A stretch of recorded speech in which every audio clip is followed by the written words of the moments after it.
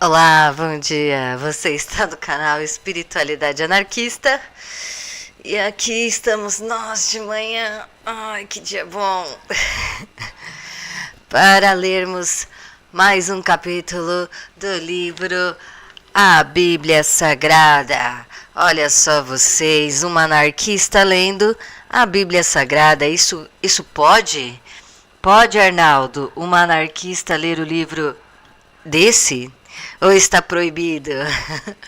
Então, vamos para a vinheta já, vai.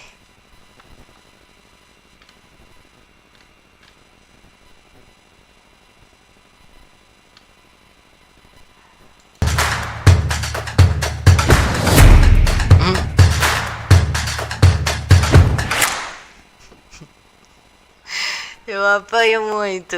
Ah! Mas tá aí, tá aí. Aí então, eu esqueço de colocar o som, aí fica uma bagunça. Então hoje a gente vai ler o livro. Deixa eu ver aqui se vai aparecer, ó. Ah, não é isso. Hoje a gente vai ler o capítulo O Novo Sacerdócio, né? Porque agora a gente vai observar o que a gente está observando. Primeiro, que na carta dos Hebreus, a crítica do autor não é somente contra os judeus, como a galera gosta de falar, né? É também contra toda a hierarquia que se forma das igrejas. Então, o que acontece?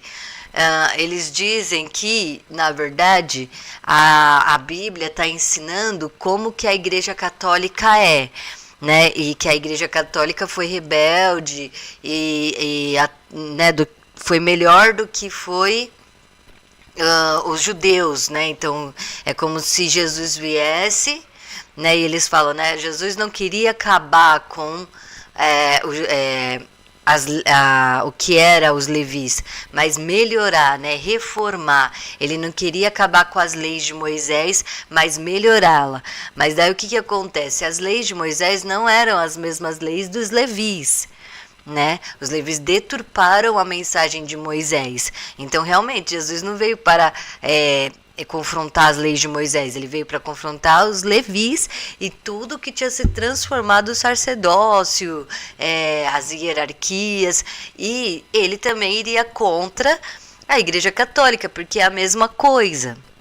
É a mesma estrutura, né? Assim, hierárquica, onde um manda, tira o poder de Deus sobre a pessoa, porque agora, por exemplo, para você ir para o céu, você tem que se confessar com o padre, né? Jesus nunca falou que você tem que se confessar para ninguém para ir para o céu ou coisa do gênero.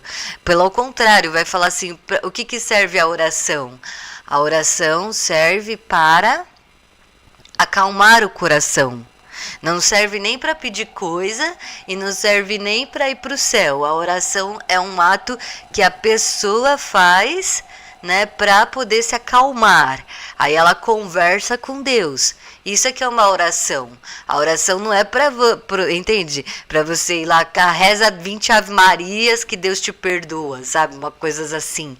Não tem nada nem de perdão, por sinal. Porque o único pecado é fazer mal para os outros de propósito. É o único pecado que existe para o Messias, né?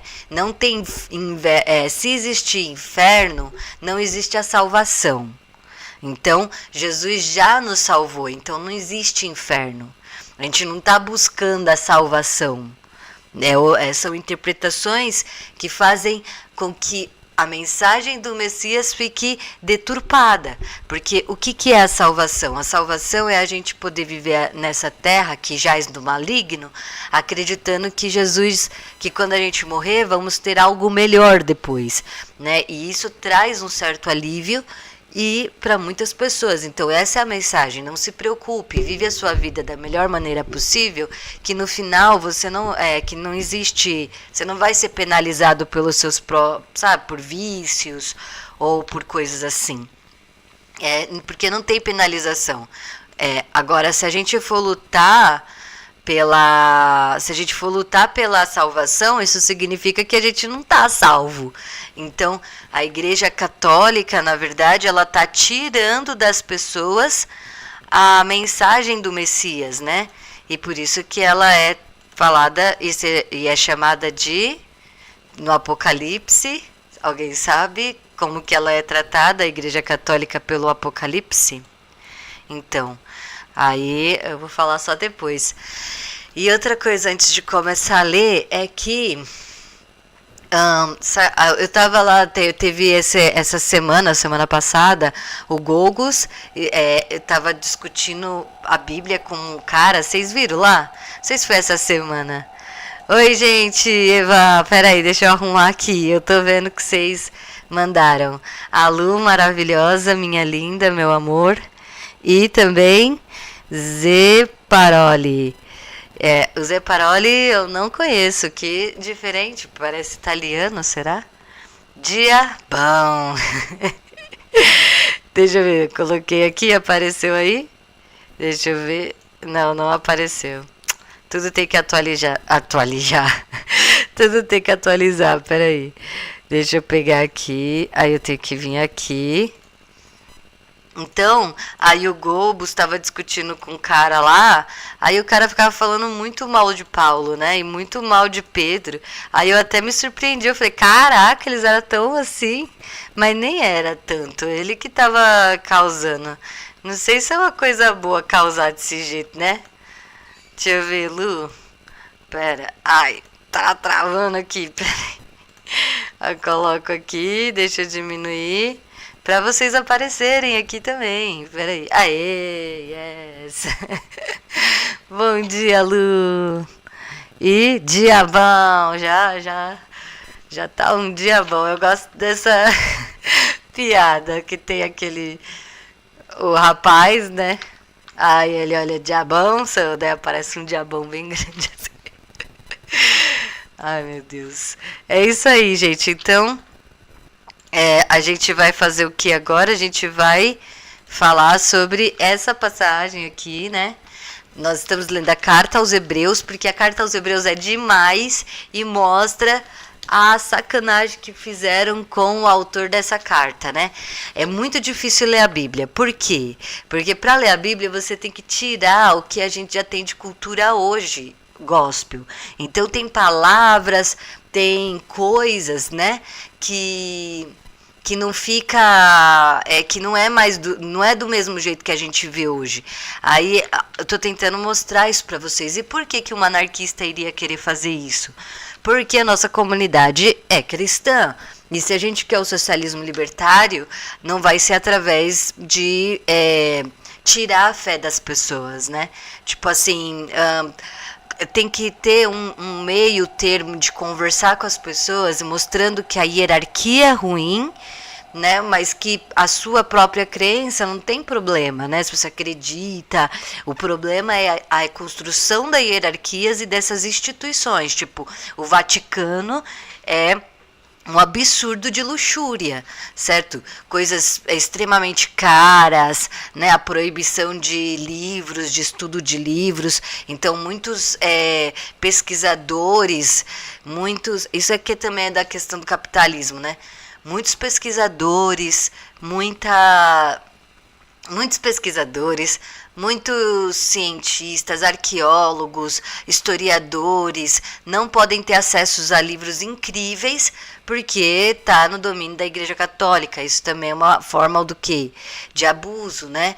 Intelectual. Então, tem muitas coisas que acontecem dessas instituições que fica obscuro para a comunidade, não deixa a comunidade crescer. Então, uma forma é conversar com as pessoas de um jeito amigável, né? Geralmente, a gente tem que buscar, né? Se a pessoa não está te maltratando, né? Tentar ser o mais legal possível. Por quê? Porque o objetivo final nosso é o socialismo libertário. Então, é tentar mostrar para as pessoas que essa é a melhor organização. E o socialismo libertário baseado no matriarcado, anarquia matriarcal. Não existe outro, não existe outro. Se você está falando de anarquia sem citar matriarcado, mulheres, você ainda está incompleto. Então, é por isso que a gente vai fazer isso, né? Você não está na TV autogerida? Babado, babados. Então, manda mensagem e pede a adesão. Manda mensagem e pede a adesão do canal lá. Não. Né. Mas obrigada pela ideia. Você tem uma ideia muito legal. Mas como o pessoal da não, o pessoal não, né? A gente precisa conversar, entendeu? A gente tem umas histórias pra gente acertar antes disso. O Eduardo, olha qual que eu deixei tudo errado, Eduardo. Aqui, tá vendo? Eu tô aprendendo a mexer nas coisas aqui, nesses efeitos especiais. Aí ficou uma letra em cima da outra, né? Bom dia, você já foi católica? Então, católica, assim, graças a Deus, a minha mãe sempre foi muito legal comigo, né? Então, ela sempre me deixou muito, assim, me incentivou a estudar muito. Meu pai também, então, desde criança eu sempre fui muito de estudar tudo. Mas eu fui batizada aos 11 anos porque eu quis, né? A minha família queria que eu fosse também, né? Mas nunca ninguém me obrigou. Minha tia é muito católica, e como eu amo muito a minha tia, então eu acabei frequentando a igreja católica bastante. Eu até toquei baixo na missa, sabe? Eu nem sabia direito, mas toquei baixo lá. Tinha uns 16 anos e tal. Aí tem umas histórias, eu deixava os padres meio doidos com as perguntas que eu fazia. Então, aí um padre falou que eu não ia poder tomar a Eucaristia, porque como eu não sabia se eu era católica, então ele falou que eu não podia mais. E eu achei aquilo um absurdo, porque como que, né, a parte da Eucaristia deveria ser um ritual para acolher. E aí, por exemplo, tinha uma mulher que ela amava a Igreja Católica, a comunidade, ajudava, mas ela apanhou do marido e ela pediu o divórcio. E aí o padre falou que ela nunca mais ia poder tomar a Eucaristia porque ela era divorciada. E aquilo me magoava tanto, porque toda vez que acontecia, todo domingo ela chorava porque ela não podia tomar a Eucaristia, todo domingo. E aquilo pra mim era de uma maldade espiritual com ela, sabe? Uma mulher tão, assim, entregue à igreja e parecem coisas tão pequenas, mas que mexem tanto com a cabeça das nossas mulheres, né? Das nossas... Então eu nunca cheguei a ser católica de fato, assim, assumida. Mas eu já participei, fiquei participando e tal. Numa época também que eu não... ainda... enfim... Então é isso, né? O que eu já fui, assim, o que... Na verdade, quando você vai estudando de forma universalista, você acaba sendo tudo de um pouco, né? Então eu gosto muito do espiritismo e hoje eu frequento a Umbanda. E eu, para receber proteção espiritual, porque estou vendo assombração. Os espíritos estão ficando doidos comigo, sabe por quê? Porque eu estou mexendo estou levando a paz para o campo da anarquia, do anarquismo e dos punk, tô tentando levar essa mensagem e daí também tô trazendo uma nova visão espiritual que vai unir a galera, né? É claro que esse tema é muito difícil também, né? Espiritualidade anarquista. A pessoa, para entender espiritualidade e anarquismo junto, tem que ter passado por algumas... Mas sei lá, tá aí, tá acontecendo. Vai que eu gosto de pensar que vai ajudar as pessoas. Sou de família católica e espírita e na infância convivi com Chico Xavier. Você conviveu com o Chico Xavier assim? Você gostava do Chico Xavier ou você chegou a falar com ele, coisa assim? Nossa, o Chico Xavier é maravilhoso, né? E o espiritismo, ele se dividiu atualmente entre direita e esquerda. Na verdade, direita e pessoas mais liberais, assim, no aspecto... não, como é que eu posso dizer? Aqueles que são, tipo teologia da libertação, né? Então uma galera mais tranquila, mais de boa e aberta, e a federação do Edivaldo Franco, que é mais de direita, bolsonarista. Mas a igreja, o espiritismo tem ideias muito legais. Eu vou começar a ler, que eu sou muito desatenta. Às vezes eu acho que eu tenho um pouquinho de hiperatividade, sei lá. Mas eu gosto muito do Chico Xavier, ele é um exemplo. O cara fez mais de 400 livros, vendeu pra caramba, não ficou com nada do dinheiro, tudo foi doado. A única coisa que ele tinha era um quarto e chapéus. E isso para mim, por mais que seja mentira ou verdade, a atitude dele, né, de ter doado tudo que ele teve a vida inteira sem viver podia ter vivido, né, de uma forma tão luxuosa, que nem, por exemplo, o Osho, que gostava de andar em sua limusine, né, pela cidade, que nada, o Chico Xavier era tão de boa, né? Tirando no começo, que teve aquelas coisas com a Globo lá. Sim, deve ser difícil. A maioria dos canais anarquistas que conheço são canais de ateísmo. O ateísmo é maravilhoso também, é muito importante.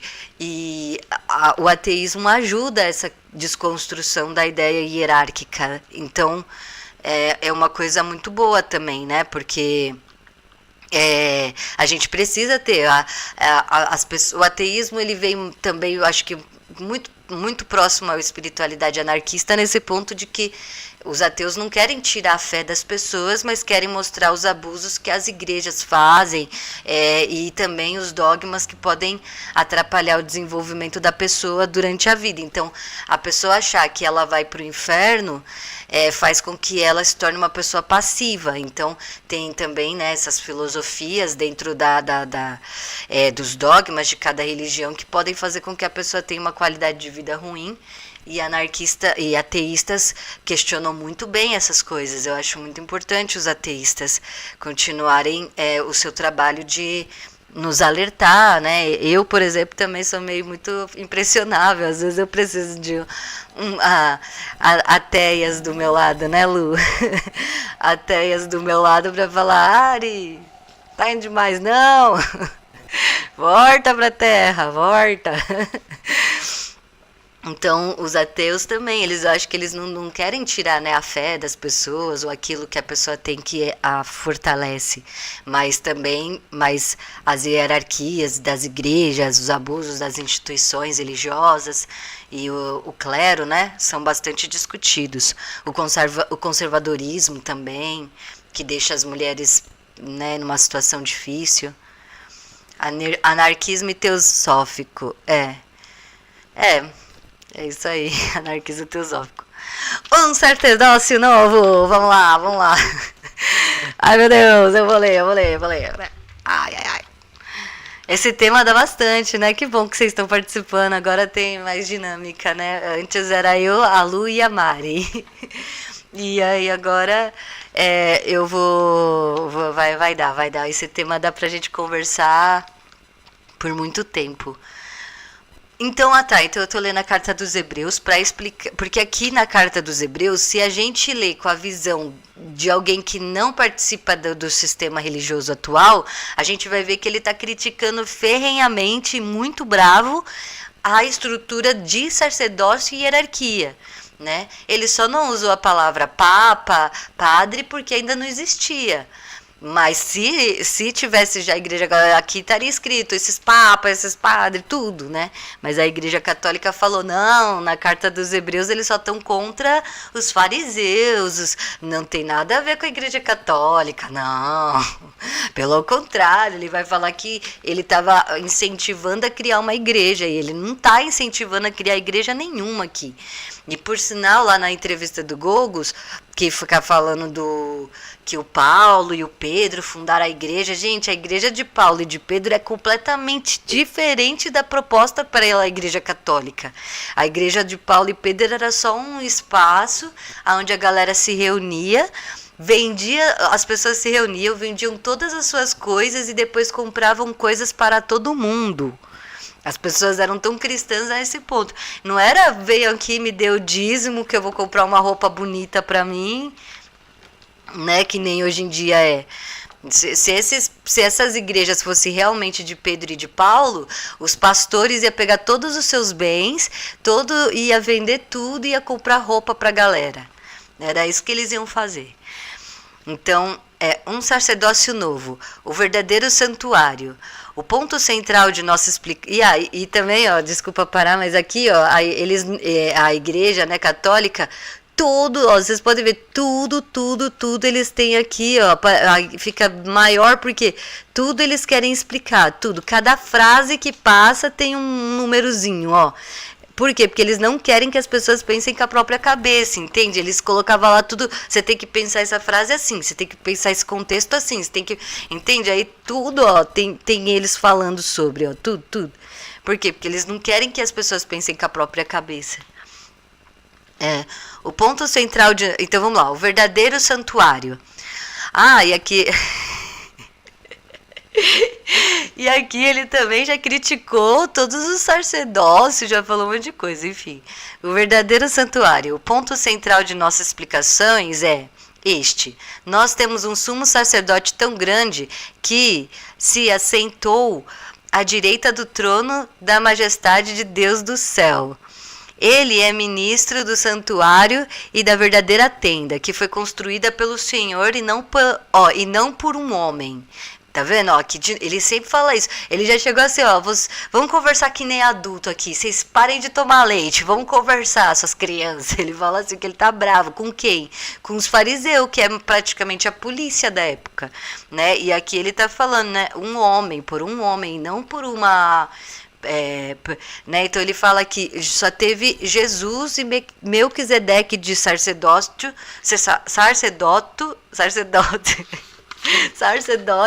e ele não se colocou esse nome. Jesus não falou que ele era sacerdote. Ele ganhou esse título depois que ele morreu pelas pessoas por mérito. Diferente de hoje que os padre e pastor se colocam esse nome, ou entre eles lá, né? Sem mérito.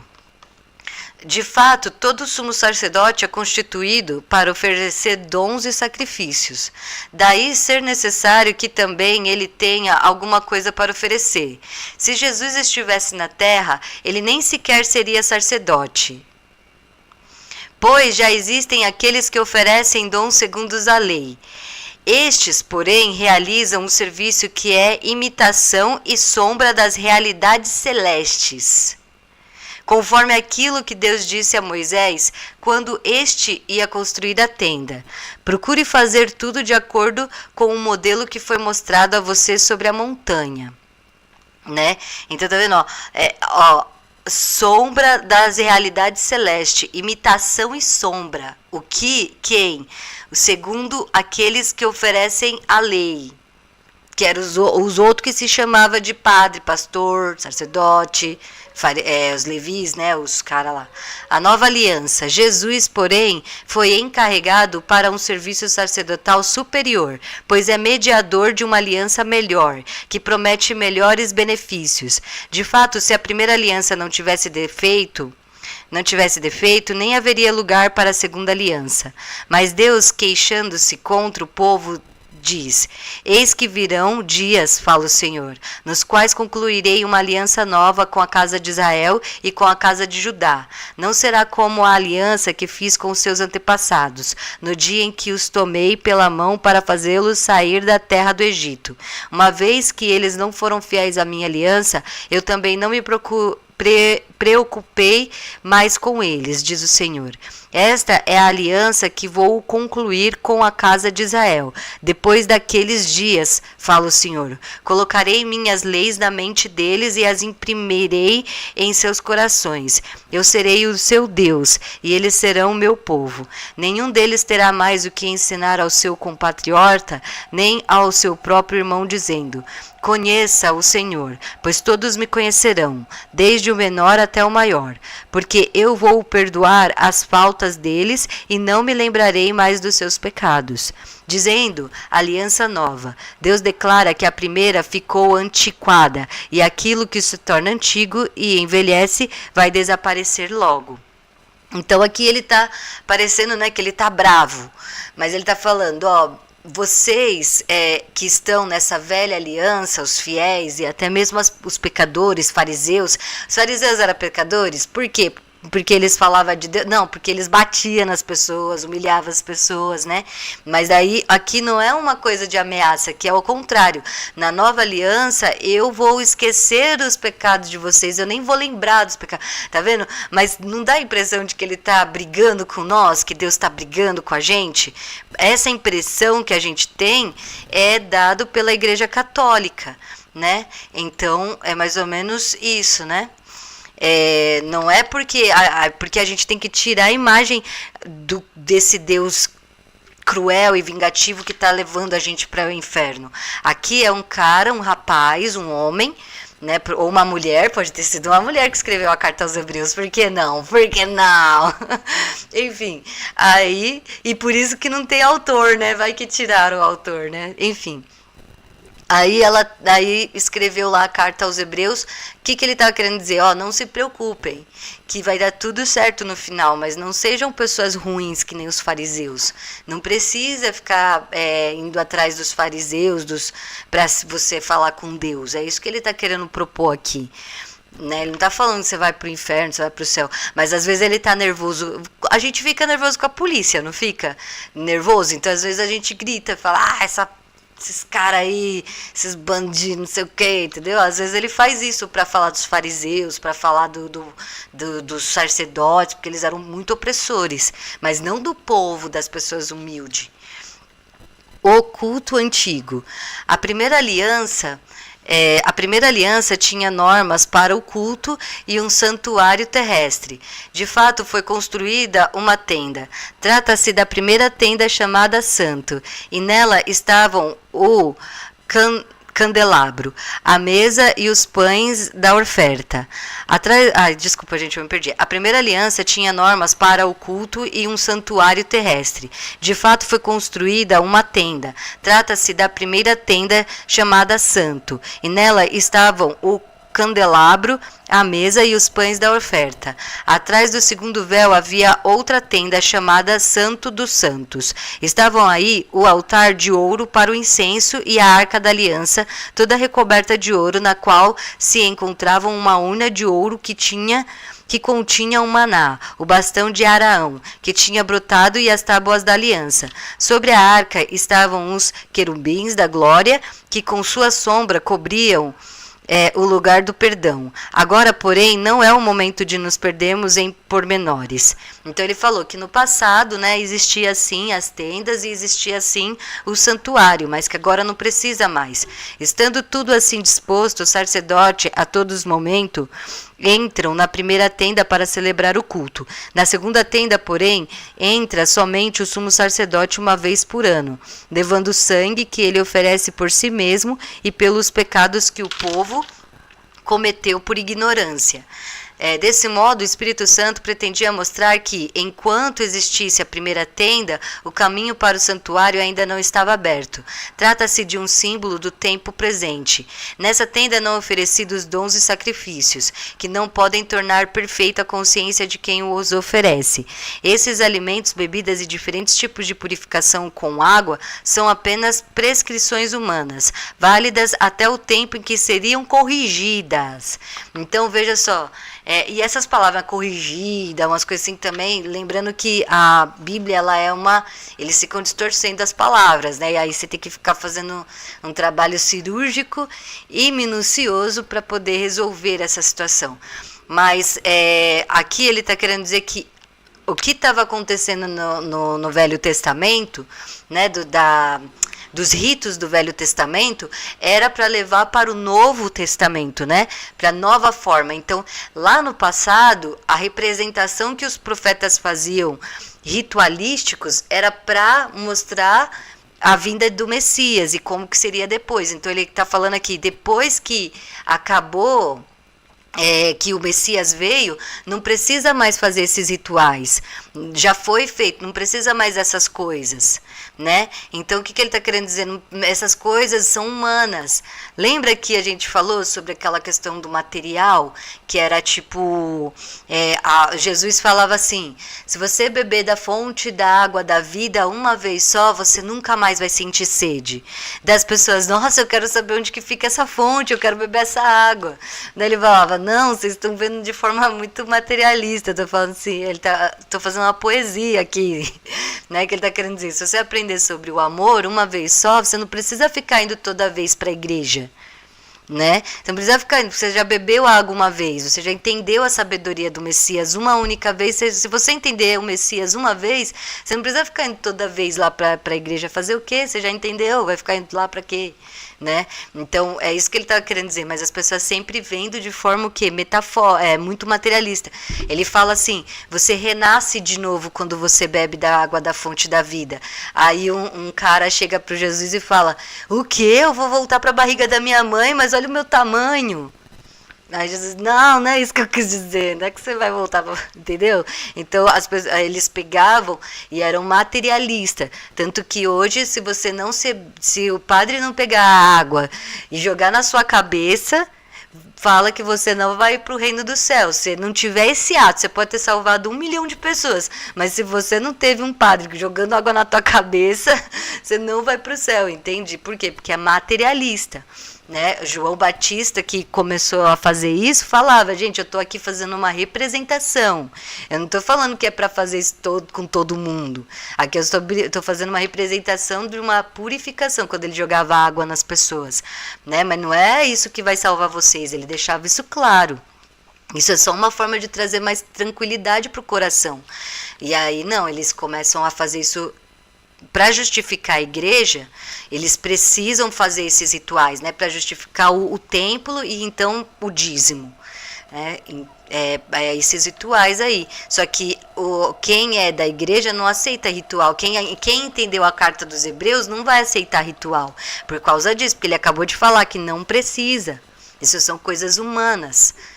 Na minha avaliação, Jesus não queria instituir a religiosidade como uma igreja. Aí, ó, você já sacou também a ideia, tá vendo? É exatamente isso. Ele não queria institucionalizar a igreja, ele era contra a institucionalização. Porque os sacerdotes não deixavam as pessoas nem rezar com Deus na própria cabeça. Então as pessoas tinham medo de se conectar com Deus na própria cabeça. E isso é o quê? Tirar da pessoa a possibilidade de pensar. É muito relacionado a Sócrates, porque Sócrates ele ia nas ruas e falava assim, o que você pensa da vida? Do nada ele chegava para alguém e falava, oi, você pode me responder uma pergunta? A pessoa, claro.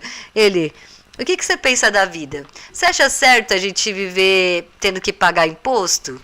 A pessoa, meu Deus, você está me perguntando uma coisa, só quem pode responder isso são os inteligentes lá, os caras do governo. Daí o Sócrates, mas você não sabe pensar? Por que a gente não pode pensar junto? Aí ele ficava provocando filosofias nas pessoas, para as pessoas começarem a pensar, a perceber que elas também eram inteligentes. Porque só quem podia pensar era os intelectuais. Aí vem Platão e distorce tudo o que Sócrates disse, e tem gente que diz que Platão inventou Sócrates. Impossível. Sócrates é demais. Platão não ia conseguir inventar um personagem tão incrível. O culto novo e definitivo.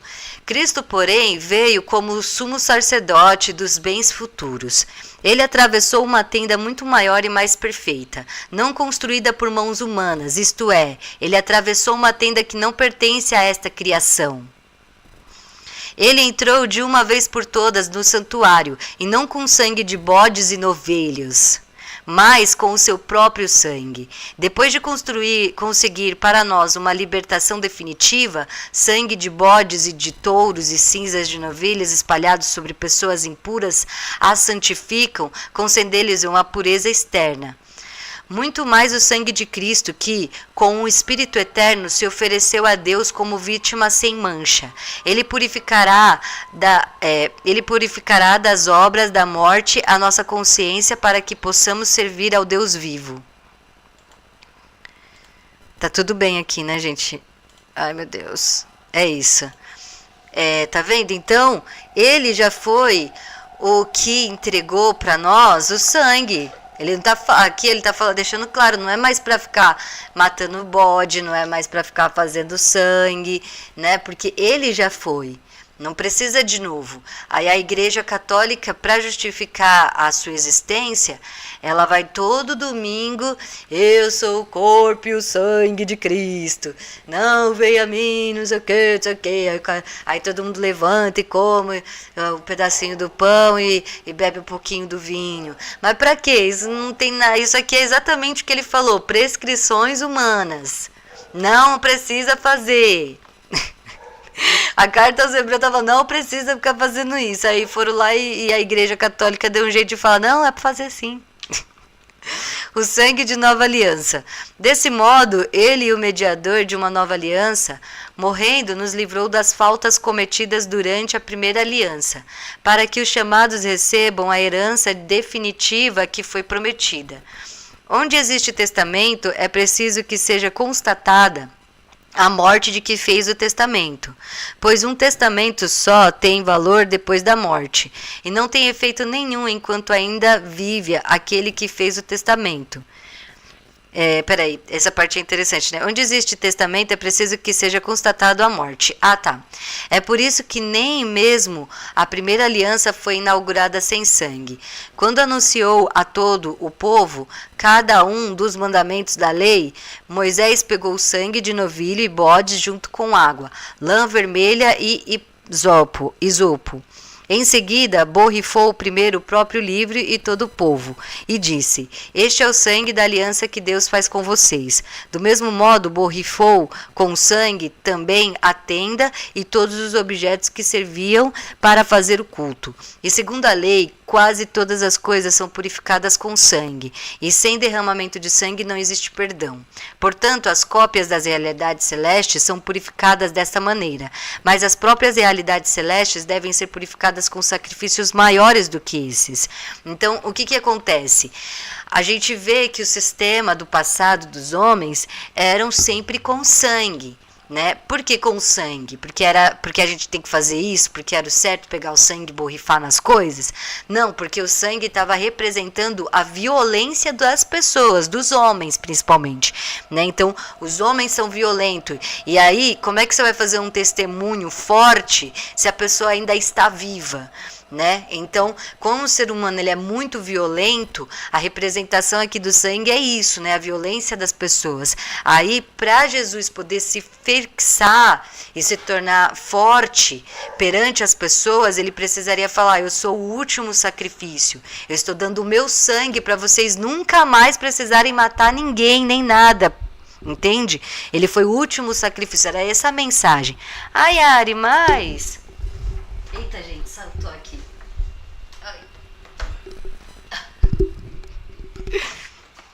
Ai, droga, soltou ali, vai cair, será não? Pera aí. Então... Eita, pronto. Ai, meu Deus, eu não vou mais mexer, ó, fico mexendo. Então...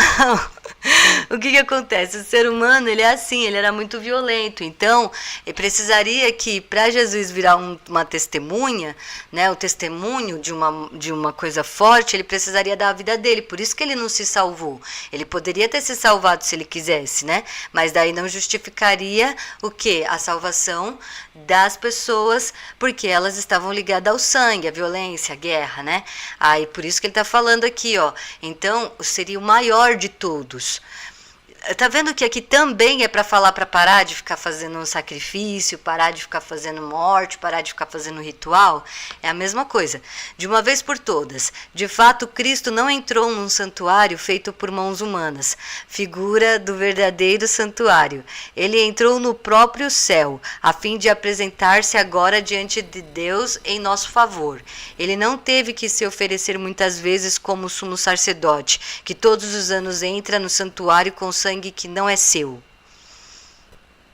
Se assim fosse, ele deveria ter sofrido muitas vezes desde a criação do mundo. Entretanto, ele se manifestou uma vez por todas no fim dos tempos, abolindo o pecado pelo sacrifício de si mesmo. E dado que os homens morrem uma vez e uma só vez e depois disto vem o julgamento, assim também Cristo se ofereceu de uma vez por todas para tirar o pecado de muitos. Ele aparecerá uma segunda vez, sem nenhuma relação com o pecado, para aqueles que o esperam para a salvação. Então, aqui mostra, tá vendo? Ó, uma única só vez, né? Para o julgamento. O que é o julgamento para eles? Será que o julgamento que ele diz aqui é o mesmo julgamento que a Igreja Católica disse? Que é levar para o paraíso ou para o inferno? Será que é isso que essa palavra julgamento significa? Então, provavelmente não. O julgamento aqui é outra coisa, né? Se refere à passagem da morte. E dessa passagem que é tão intensa, que é você estar vivo e depois você morrer, né? Não é o julgamento de você vai ser condenado ao fogo eterno e coisas assim. A gente tem que tirar a ideia do catolicismo quando lê a carta aos Hebreus para tentar entender, porque na carta aos Hebreus ainda não tinha a Igreja Católica. Não tinha essa coisa que a Igreja Católica inventou de inferno e céu e apocalipse e tudo mais. Então, aqui o que ele está querendo dizer é isso, né? Ela aparecerá uma segunda vez, né, e tudo mais. Então, aqui ele está fazendo até uma provocação quando ele diz assim... se assim fosse, ele deveria ter sofrido muitas vezes. O sumo sacerdote, ele veste uma roupa e sem mérito. Qual que é o mérito de você ser considerado um sacerdote ou sacerdotisa? É você ajudar as pessoas, é você ser uma pessoa boa, é você se doar, né? Então aí as pessoas veem a sua nobreza e falam, olha... Entende? O sacerdote não, eles se dão um título, eles pegam o sangue de outra coisa para purificar as pessoas, porque eles não dão, aqui ele está fazendo uma representação, né? O sangue seria o quê? O ato, a força, a resiliência, não como eu posso falar? É o ato, é a força, é a resiliência, é o se entregar, né? Você deixar de comer de comer para outra pessoa, você sentir dor para que a outra pessoa não sinta dor. Esse é a representação do sangue aqui, né? O que ele está querendo dizer.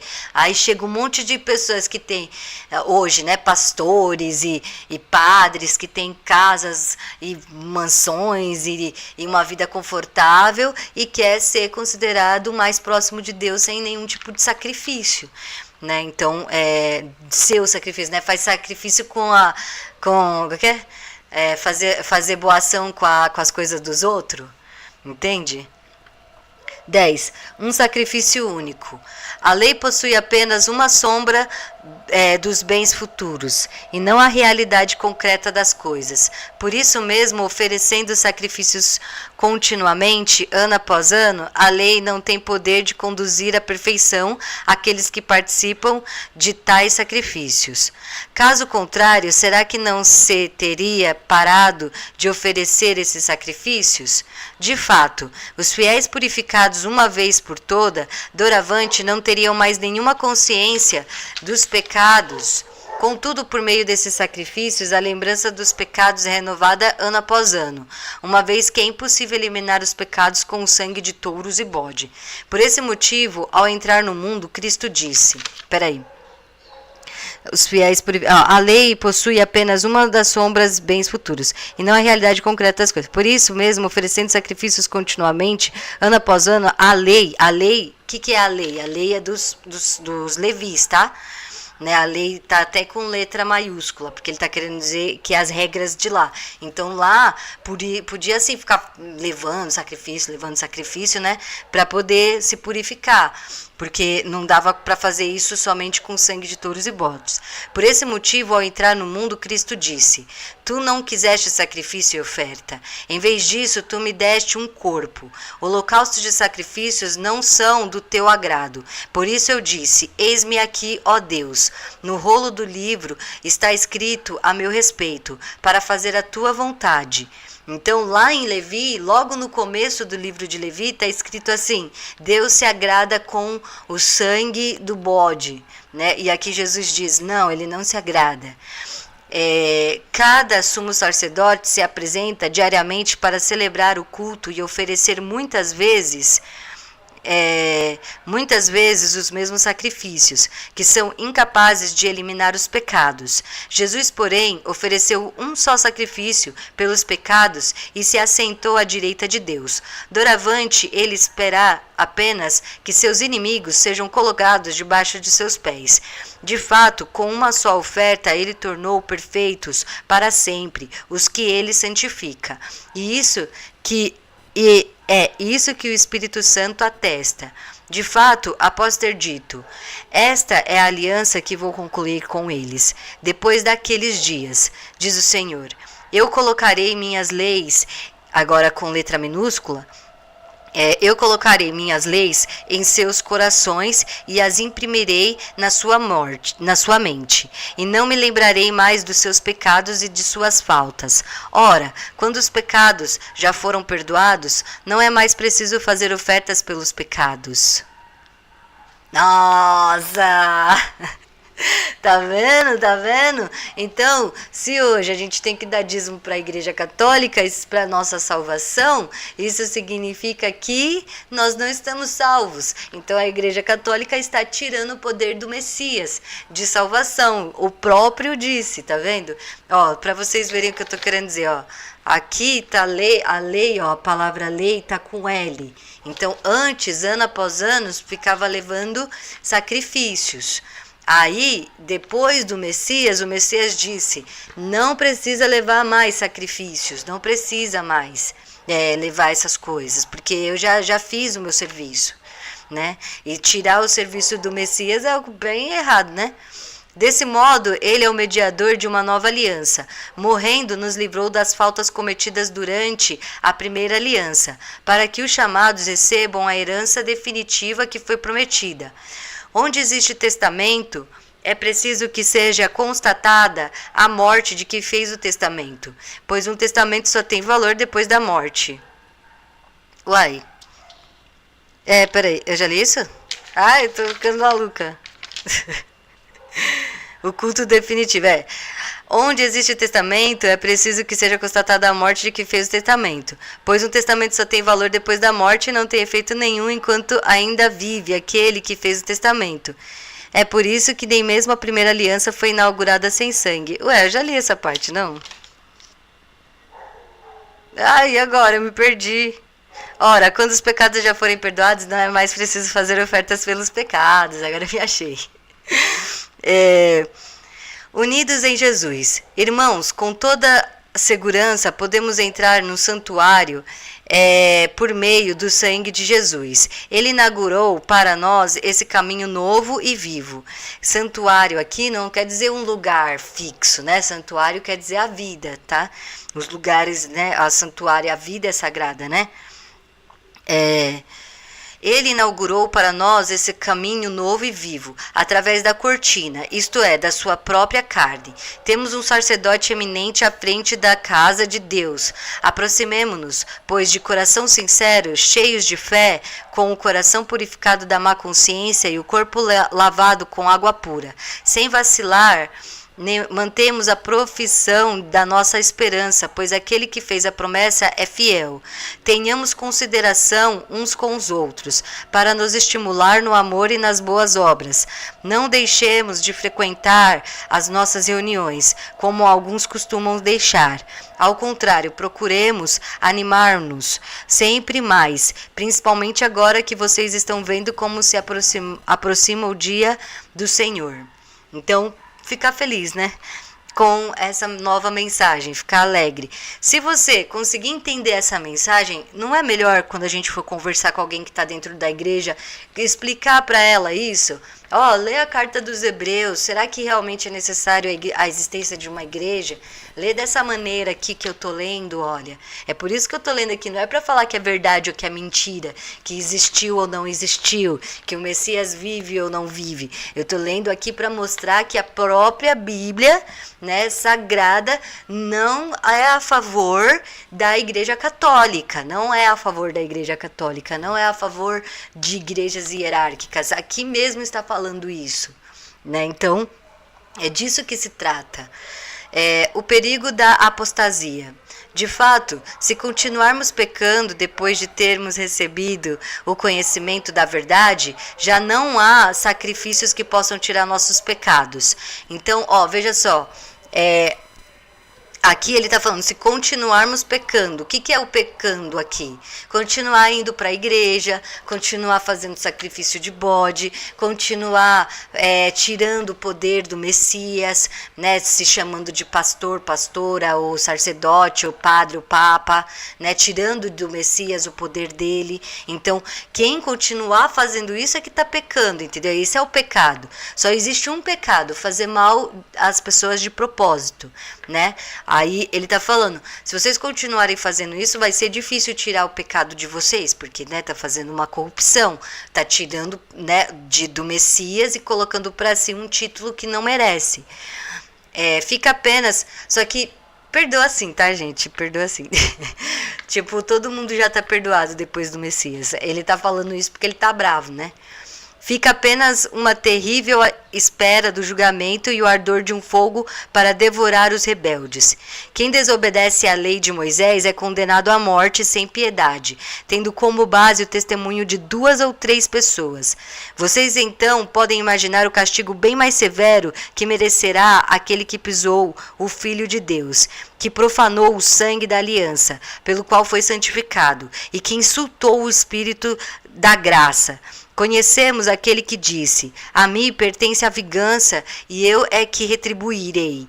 E ainda, o Senhor julgará o seu povo. É terrível cair nas mãos do Deus vivo. Então aqui, sabe o que ele está falando? Vocês, policiais, que não se arrependem, pastores, padres, sacerdotes, que depois que Jesus veio, vocês ainda continuam fazendo sacrifício, matando pessoas, vocês vão se lascar. É isso que ele está querendo dizer, entendeu? Ele está ameaçando, está bravo, está nervoso, né? Mas o Messias já salvou todo mundo, né? Existe uma passagem da morte que é a dor, que é o inferno, né? Inferno, o que significa? É o túmulo, sabe o túmulo? Quando os gregos, né, quando fala, pode pesquisar o nome, a palavra inferno. Não é um plano astral, se tornou um plano astral depois, mas para aqui nessa tradução, inferno, coisas assim, é aquele momento do sepulcro, né, da passagem da morte. Então o que ele está querendo dizer? Se você fez muita maldade, muita maldade, você vai sofrer muito quando você passar por essa parte que é a consciência.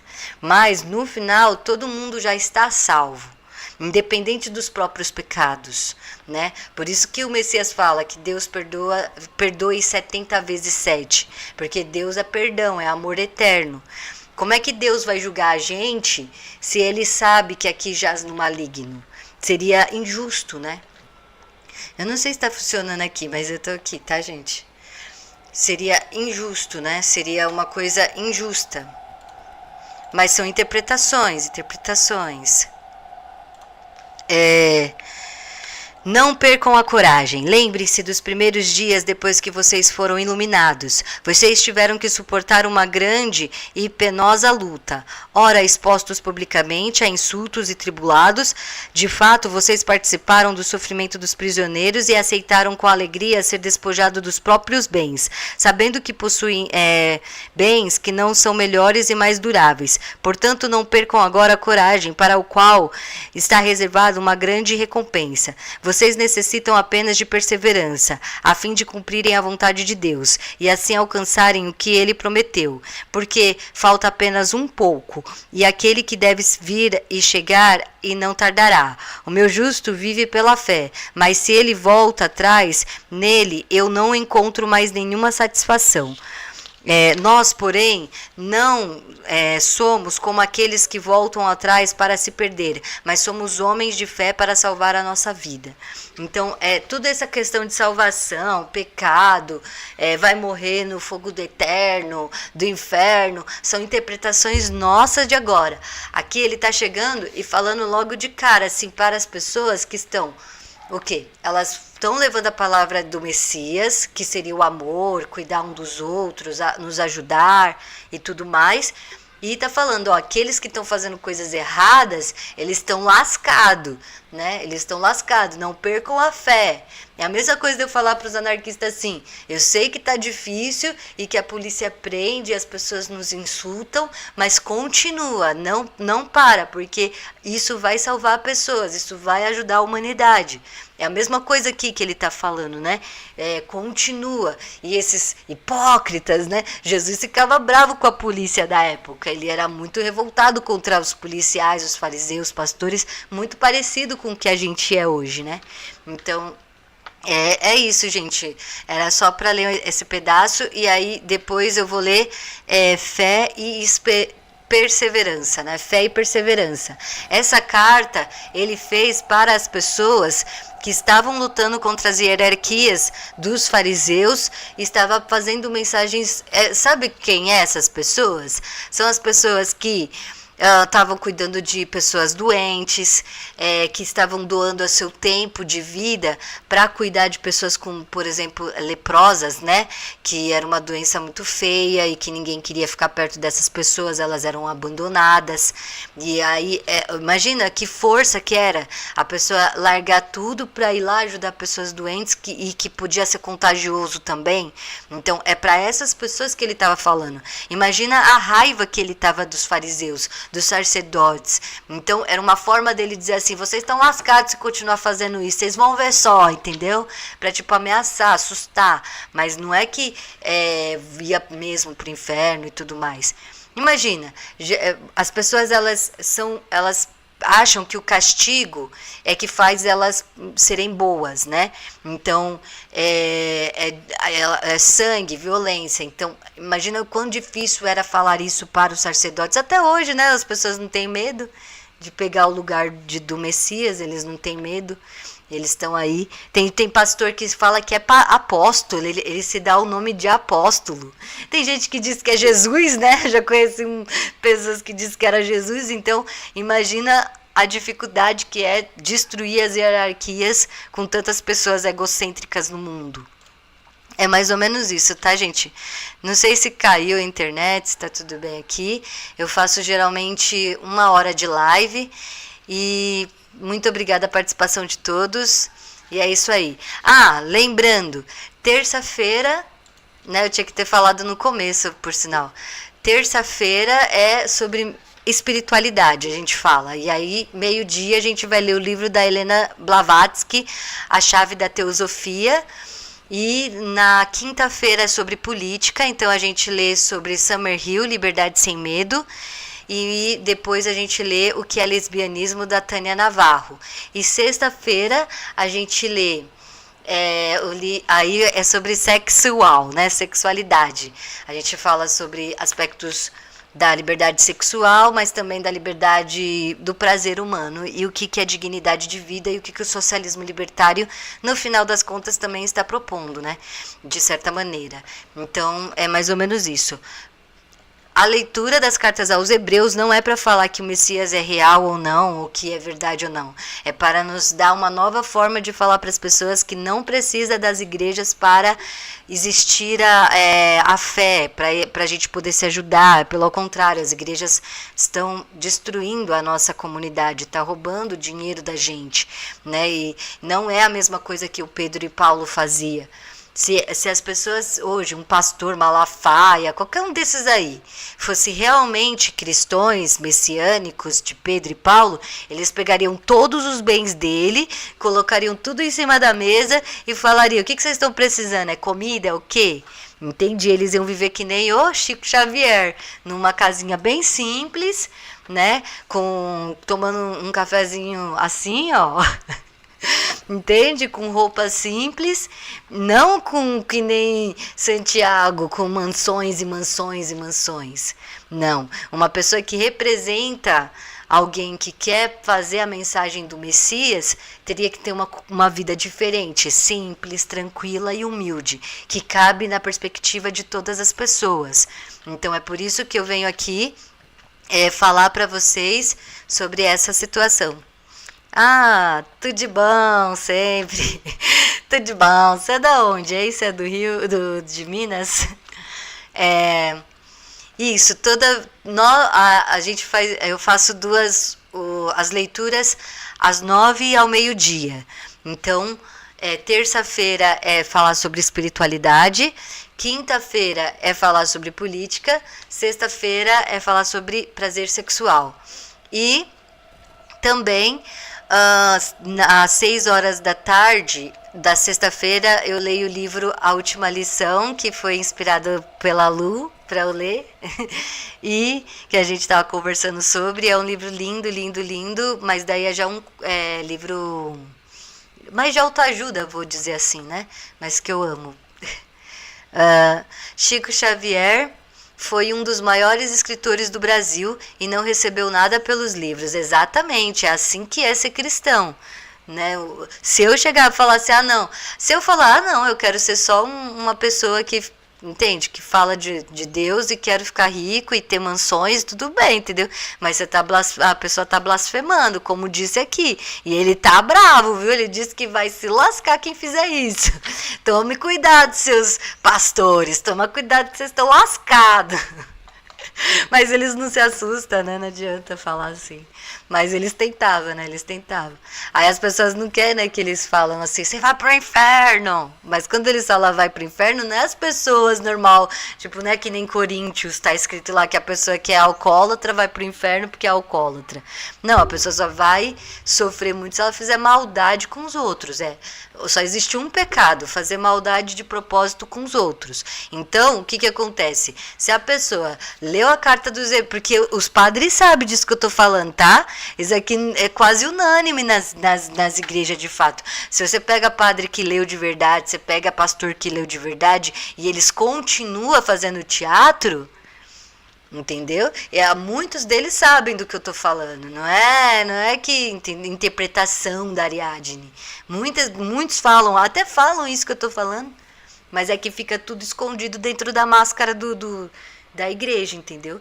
Mas por isso que muitos falam, tem o anarcos cristão, tem Tolstói, né, que já descobre e tenta meio que falar. E eu aprendi tudo isso com Rubens Sodré, mas é raro encontrar. Sou do Triângulo Mineiro, mas estou morando numa ecovila próxima de Belo Horizonte. Ah, tá vendo? Eu gosto muito dos mineiros porque são pessoas muito, muito legais, muito carinhosas e acolhedoras. Meu avô era mineiro, né, então, e ele era bem assim, eu gosto muito. São pessoas muito amigáveis. É exatamente isso. Então, muito obrigada, pessoal, pela leitura. Eu não fico muito tempo. Aí, semana que vem, eu leio Fé e Perseverança. É difícil ler, é difícil. Vão falar assim, mas é só sua interpretação. Vai nessa que é a minha interpretação. Eles sabem do que está sendo escrito. Aí ficam fazendo terrorismo na cabeça das pessoas, como se fosse todas as pessoas que entende? O pecado não é o pastor e o padre tomar o lugar do Messias, não. É a pessoa que, sei lá, roubou uma caneta um dia numa loja. Entende o que eu tô querendo dizer? Que quem tá pecando é a pessoa que roubou uma bolacha para comer no mercado. Que é a mesma coisa, né? Tem o pessoal ainda que fala assim, vocês estão contra a corrupção, mas vocês roubam lápis da escola. Tá, realmente, o cara roubou R$1 bilhão, né? Ou tá roubando não sei quantos milhões de reais de pessoas pobres, é igualzinho alguém que pegou uma caneta. É igual, exatamente. Né? Não tô falando que pode pegar caneta, né? Eu tô falando que é pra roubar e tudo mais. Tô falando isso, mas tem peso diferente, sim. Claro que tem peso diferente. Aqui não, aqui ele só tá falando dos sacerdotes. Ele tá falando que quem vai pro inferno, né? Quem vai sofrer, quem não vai ter o perdão. Mas vai ter o perdão, vai ter. Por isso que eles fazem isso, entendeu? Os padres, pastor. Por que eles não têm medo? Porque eles sabem que já foi dada a salvação. Eles sabem que já foi dada a salvação, entendeu? Eles sabem que não existe inferno. Por isso que não tem muitos ateus que falam isso. Eles não acreditam, não. Se eles acreditassem, eles não iam fazer isso, não é? Se eles não acreditam em Jesus, porque se eles acreditam... É verdade, não é por causa que eles não acreditam, é porque eles já descobriram que não vai ter apocalipse, inferno, e vai arder no mar. Eles já tiveram a salvação de fato, entendeu? Porque eles sabem que esse teatro todo que eles inventaram Não condiz com a realidade do perdão do Messias. Então eles fazem todas as atrocidades porque eles sabem que no final eles vão ser salvos de qualquer maneira, né? Mas não deveria ser assim, né? Não deveria ser assim. Eles deveriam fazer o bem, né? Deveriam. Porque o que agrada a Deus é fazer o amor. Não como uma troca que nem de favores, né? Ah, você faz o bem e aí você vai pro paraíso. Não, você faz o bem mesmo sabendo que o paraíso já foi lhe dado e que você pode fazer o mal, que mesmo assim você vai pro paraíso. Entendeu? Por isso que os pastores, padres que fazem coisas erradas não se preocupam. Porque eles já entenderam isso. Então, o que faz você não pecar? É só o seu amor por Deus, assim, né? O seu, no caso da religião, né? É o seu amor por Deus e pelo Messias. Só isso, não porque você está esperando que Deus vai te salvar, porque você sabe que já te salvou. Entendeu? Olha que doido, não é? Que doido. Eles são ruins mesmo, eles são cruéis. Como eu me chamo? Eu me chamo Ariadne, a deusa, a dona do labirinto, que se casou com Dionísio e levou a inteligência do prazer e do êxtase. Esse é o meu nome, Ariadne. Meu pai me deu por causa da princesa grega lá, da deusa grega Ariadne. Eu gosto. sou muito vaidosa. Até mais, gente. Agora eu vou. Tchau, muito obrigada, Zeparilho. Zebaroli. Que nome bonito, né? Hugo Zebaroli. Zeparoli. Hugo Zeparoli. É isso, né? Muito bonito. Você deve ser uma pessoa muito importante. Até mais, gente. Tchau, tchau.